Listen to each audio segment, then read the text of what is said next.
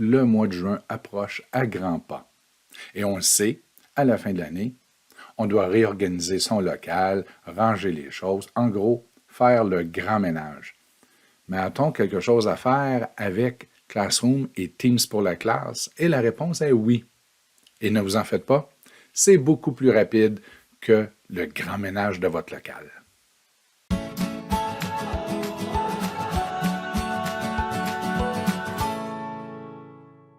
Allons-y, c'est le temps des grandes opérations de juin et du mois d'août. On va le faire pour les deux environnements, soit Classroom Teams, et vous allez voir que les opérations sont vraiment similaires, mais il y a quand même quelques différences, dont une vraiment, mais vraiment importante du côté de Teams pour la classe. Donc, ne perdons pas plus de temps, allons-y avec nos deux environnements numériques d'apprentissage les plus utilisés au centre de service. Premièrement, avec Classroom, quelles sont les opérations à faire en juin? Le grand ménage. Oui, il y en a un.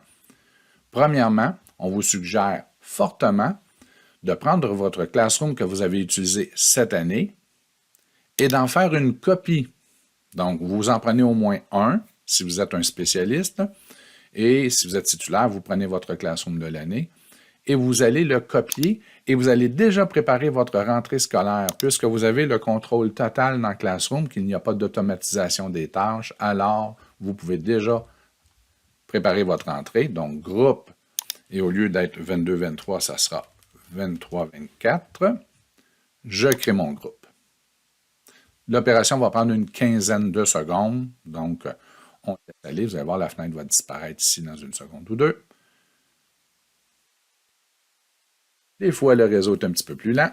Ah, c'est la rentrée. Il est 8h30, c'est le primaire.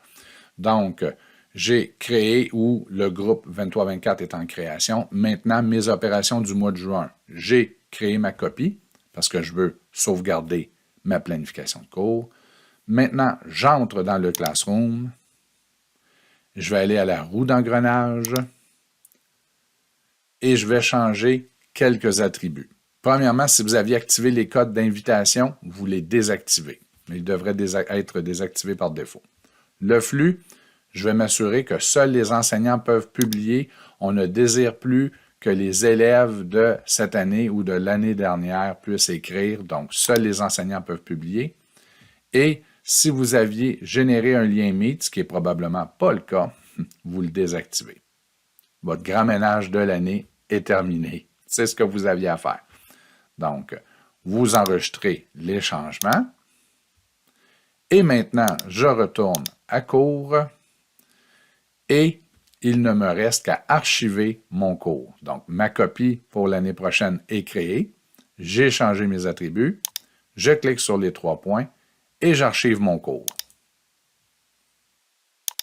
Là, il n'est pas nécessaire de retirer ces élèves, non, car eux pourront retourner dans le Classroom en mode lecture seulement pour consulter ce qu'ils avaient créé ou ce que vous aviez partagé. Et vous n'aurez plus, en archivant le cours, vous ne l'aurez plus ici dans votre affichage. Si jamais vous désirez y retourner, vous pouvez, en utilisant le hamburger, le menu en haut, choisir cours archivé. Et vous pouvez voir qu'il est ici. Et vous pourriez même, au besoin, le restaurer si vous le désirez ou le supprimer si vous désirez vous en débarrasser définitivement. Donc, je retourne à cours. Opération de juin. On crée une copie pour conserver sa planification de l'année. Et ensuite, on change les autorisations des élèves. Il y en a possiblement 3 à changer. On archive. C'est terminé pour Classroom. Il ne restera qu'une opération à faire à la rentrée scolaire. Ça sera d'ajouter ces élèves, ce que l'on va faire dans 5 minutes. Maintenant, je vais du côté de Teams. Vous allez voir, c'est vraiment similaire. Je choisis mon Teams, qui commence par T, le numéro de l'année. À l'intérieur du Teams, vous prenez le temps de venir juste à côté du titre du Teams, cliquer sur les 3 points, gérer l'équipe. Vous pourriez retirer les membres, mais ça ne sert à rien. Ils reviendront le lendemain. Ensuite, demandes en attente, il ne devrait rien avoir. Canaux non plus, mais vous allez dans Paramètres. Et dans Paramètres, prenez le temps de venir vous assurer dans Autorisation des membres que les crochets appropriés ont été retirés. Ce qui devrait déjà être le cas, mais désirez-vous vraiment que les membres puissent supprimer, restaurer des canaux et ainsi de suite? Non. Même dans l'année courante, c'est non. Mais encore moins dans les années suivantes. Donc, assurez-vous que les crochets ont été retirés. Et une fois que vous avez modifié les paramètres du Teams, pour chacun des canaux, vous allez cliquer sur les 3 points, désactiver les notifications, bonne idée, et dans Gérer le canal, vous allez sélectionner, comme dans Classroom, seuls les propriétaires peuvent publier des messages pour éviter que les élèves de l'an dernier publient dans le vieux Teams que vous n'utilisez plus et que vous ne le sachiez pas. Donc, vous pourriez aussi, pour vous assurer qu'il n'arrive rien, laisser les notifications activées. Puisqu'il n'y aura pas de publication, vous ne serez pas notifié. Si jamais il y avait une activité qui n'est pas prévue dans un vieux Teams que vous n'utilisez pas, au moins vous seriez notifié. Mais assurez-vous que dans chacun des canaux, seuls les propriétaires peuvent publier des messages. C'est vraiment important. Et vous n'avez pas besoin d'archiver le Teams puisqu'il le sera automatiquement. Donc, les Teams qui sont créés automatiquement en début d'année scolaire, quelques jours après la rentrée, ont une durée de vie de 2 ans et c'est là la différence majeure entre les deux environnements. Donc, dans Teams, ce qui est vraiment agréable, c'est que nos Teams sont créés automatiquement pour chacun de nos groupes. Même certains vont dire qu'il y en a trop, mais c'est pas grave, c'est une autre question. Vous savez toujours une autre chose. Vous savez toujours que vous pouvez les masquer. Vous pouvez masquer ici les Teams dont vous ne vous servez pas, en particulier ceux de l'année précédente. Mais vos Teams sont créés, les élèves sont ajoutés automatiquement, ce qui est vraiment merveilleux. L'inconvénient, c'est que si vous avez des groupes à niveau multiple, alors vous allez avoir plusieurs Teams pour le même groupe. Ça, c'est peut-être un inconvénient. Il y a une façon de passer à côté. L'avantage de Teams, c'est la création automatique. L'inconvénient, c'est la durée de vie, 2 ans. Donc, si vous créez des activités dans votre Teams, exemple en 22, et que vous réutilisez l'activité dans votre groupe 23, il n'y a pas de problème. Lorsque 22 sera effacé dans quelques mois, dans quelques semaines, mais vous ne perdrez pas vos activités puisque vous les aviez réutilisées dans 23. Mais lorsqu'on va arriver à l'année 24, s'il y a une activité qu'en 23 vous n'aviez pas fait avec vos élèves, elle va se faire effacer avec 22. Donc, vous comprenez que vos activités, si vous ne les utilisez pas à 100% d'une année à l'autre, il y a un risque que l'activité disparaisse 2 ans après sa dernière utilisation. C'est la raison pour laquelle dans Teams, on vous suggère de vous créer un Teams. Donc, vous-même, vous créez un Teams de classe, créez une équipe, un Teams de classe. Vous pouvez l'intituler « Modèle ». Vous pouvez l'appeler comme vous voulez. Et dans ce Teams, vous allez créer toutes vos activités pendant l'année. C'est là que vous créez votre modèle d'activité. Vous avez 6 groupes, vous êtes spécialiste.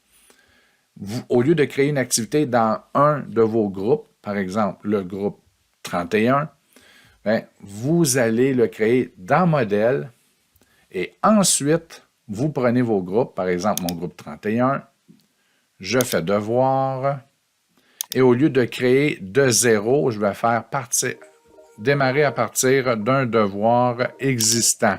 D'accord?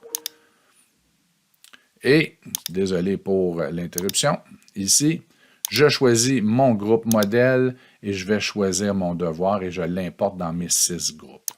Donc, une différence très, très, très importante à tenir compte entre les deux environnements. Maintenant, on va aller du côté de Classroom, comment inscrire ses élèves en début d'année. Donc maintenant, nous simulons que nous sommes en septembre et voici l'opération à effectuer avec Classroom pour ajouter vos élèves. Donc, allons dans Classroom. on vient dans notre nouveau groupe. La bonne nouvelle, c'est que votre planification de l'année, elle est déjà toute là. Et un élément à la fois, vous pourrez simplement réactiver l'élément, mettre une nouvelle date, publier, un élément à la fois. Donc, vous ne ferez pas peur à vos élèves en début d'année.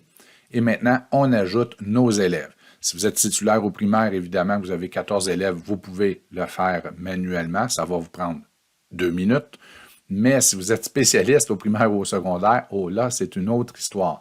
Donc, allons-y. Voici comment faire pour ajouter vos élèves en 30 secondes. Donc, vous allez créer une liste à carreaux, avec une colonne.